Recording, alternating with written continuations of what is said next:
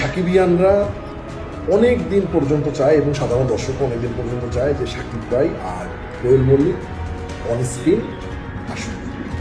So আমারও মনে হয় যে তারা দুজন যদি আসে তাহলে একটা অন্যরকম কিছু আসবে।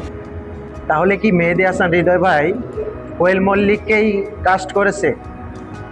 আপকামিং যে শাকিব খানের সাথে যে সিনেমাটা করতে যাচ্ছে সেই সিনেমাতে কি তাহলে কোয়েল মল্লিক থাকতে যাচ্ছে? আপনারা তার নিজের মুখেই শুনলেন মেহেদী হাসান হৃদয় ভাই কি বলেছে। সকল সাকিবিয়ানদের চাওয়া নাকি কোয়েল মল্লিকের সাথে শাকিব খান সিনেমা করুক, সেজন্য মেহেদী হাসান হৃদয় ভাই নিজের মুখেই জানিয়ে দিল।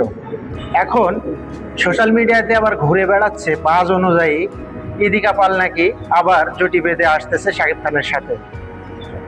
এবং আমি ধারণা করেছিলাম যে পূর্ণিমার সাথে হয়তোবা শাকিব খানের সিনেমা হবে, হয় পূর্ণিমাকে কাম ব্যাক করাবে, না হয় অন্য কোনো নায়িকা।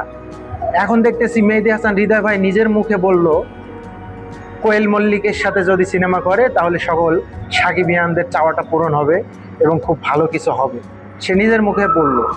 এখন আপনারাই বলুন দর্শক, আপনারাই বলুন সকল সাকিবিয়ান ভাই বোনেরা।